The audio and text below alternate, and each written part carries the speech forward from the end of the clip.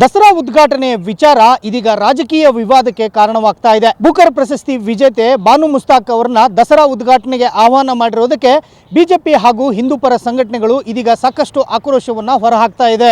Booker ಪ್ರಶಸ್ತಿ ವಿಜೇತೆ ಆಗಿರತಕ್ಕಂಥ ಬಾನು ಮುಸ್ತಾಕ್ ಅವರು ಮುಸ್ಲಿಂ ಮಹಿಳೆ ಆಗಿರೋ ಹಿನ್ನೆಲೆಯಲ್ಲಿ ಮೈಸೂರು ದಸರಾ ಉತ್ಸವ ಸಾಂಪ್ರದಾಯಿಕ ಉತ್ಸವವಾಗಿದೆ.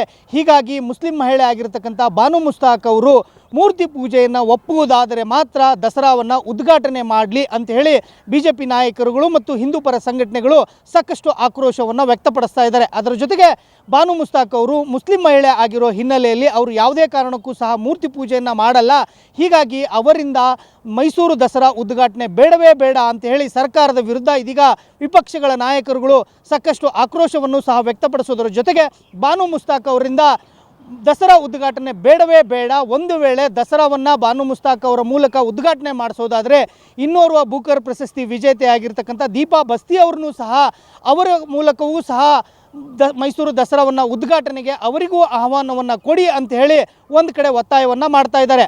ಬಿಜೆಪಿ ಮತ್ತು ಹಿಂದೂಪರ ಸಂಘಟನೆಗಳು ಬಾನು ಮುಸ್ತಾಕ್ ಅವರ ವಿಚಾರದಲ್ಲಿ ತೆಗೆದಿರ್ತಕ್ಕಂಥ ತಗಾದಿಗೆ ಇದೀಗ ಕಾಂಗ್ರೆಸ್ ನಾಯಕರುಗಳು ಸಹ ಪ್ರತಿನಿತ್ಯ ಕೌಂಟರ್ ಮೇಲೆ ಕೌಂಟರ್ಗಳನ್ನು ಕೊಡ್ತಾ ಇದ್ದಾರೆ.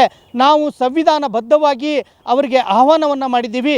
ಮೈಸೂರು ದಸರಾ ನಾಡ ಹಬ್ಬ ಆಗಿದೆ. ಹೀಗಾಗಿ ನಾಡ ಹಬ್ಬದ ಸಂದರ್ಭದಲ್ಲಿ ಸಾಹಿತಿಗಳು ಮತ್ತು ಲೇಖಕರು ಮತ್ತು ಗಣ್ಯತಿಯರಿಗೆ ಆಹ್ವಾನವನ್ನು ಕೊಡೋದು ಪ್ರತಿ ವರ್ಷ ನಡೆಸ್ಕೊಂಡು ಬಂದಂಥ ರೂಢಿಯಾಗಿದೆ. ಹೀಗಾಗಿ ಬಾನು ಮುಸ್ತಾಕ್ ಅವರು ಮೈಸೂರು ದಸರಾ ಉದ್ಘಾಟನೆ ಮಾಡೋದರಲ್ಲಿ ತಪ್ಪೇನು ಅಂತ ಹೇಳಿ ಕಾಂಗ್ರೆಸ್ ನಾಯಕರುಗಳು ಒಂದು ಕಡೆ ಕೌಂಟರ್ನ ಕೊಡೋದ್ರ ಜೊತೆಗೇ ಬಿಜೆಪಿ ನಾಯಕರುಗಳಿಗೂ ಸಹ ಸಾಕಷ್ಟು ಪ್ರಶ್ನೆಗಳ ಮೇಲೆ ಪ್ರಶ್ನೆಗಳನ್ನು ಹಾಕ್ತಾ ಇರುವಂಥದ್ದು.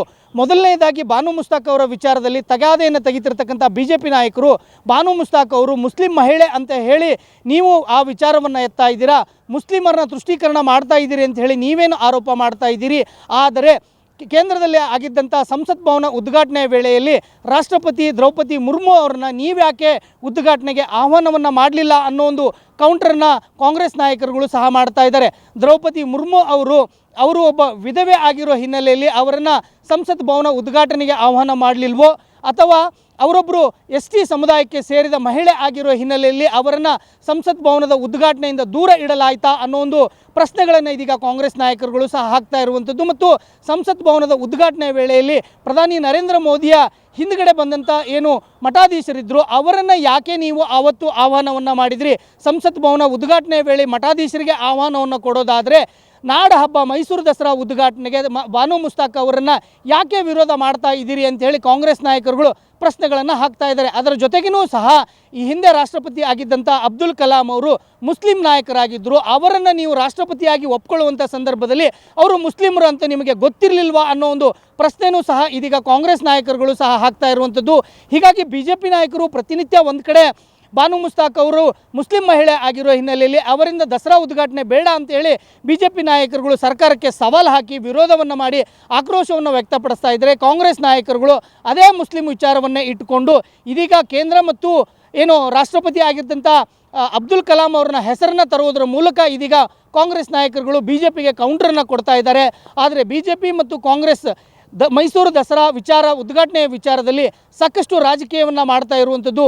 ನಾಡ ಹಬ್ಬ ಸರಿಯಾಗಿ ನಡೆಯುತ್ತೋ ಇಲ್ವೋ, ನಾಡ ಹಬ್ಬ ಉದ್ಘಾಟನೆ ಈ ರೀತಿ ಯಾವ ಸಂದರ್ಭದಲ್ಲಿ ಆಗುತ್ತೆ ಮತ್ತು ಆ ಸಂದರ್ಭದಲ್ಲಿ ಏನಾದರೂ ಅವಘಡಗಳು ಸಂಭವಿಸುತ್ತಾ ಅನ್ನೋ ಒಂದು ಅನುಮಾನಗಳಿಗೂ ಸಹ ಕಾರಣವಾಗ್ತಾ ಇದೆ. ಹೀಗಾಗಿ ಕಾಂಗ್ರೆಸ್ ನಾಯಕರುಗಳು ಇದೀಗ ಬಿಜೆಪಿ ನಾಯಕರುಗಳಿಗೆ ಪ್ರಶ್ನೆಗಳನ್ನು ಹಾಕ್ತಾ ಇದ್ದಾರೆ.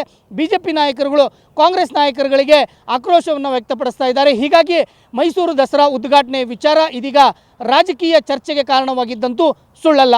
ಕ್ಯಾಮ್ರಾಮನ್ ವಿನಯ್ ಜೊತೆ ವೀರೇಶ್ ದಾನಿ, guarantee news, Bengaluru. Guarantee news, ಸುದ್ದಿ ಖಚಿತ, ನ್ಯಾಯ ನಿಶ್ಚಿತ.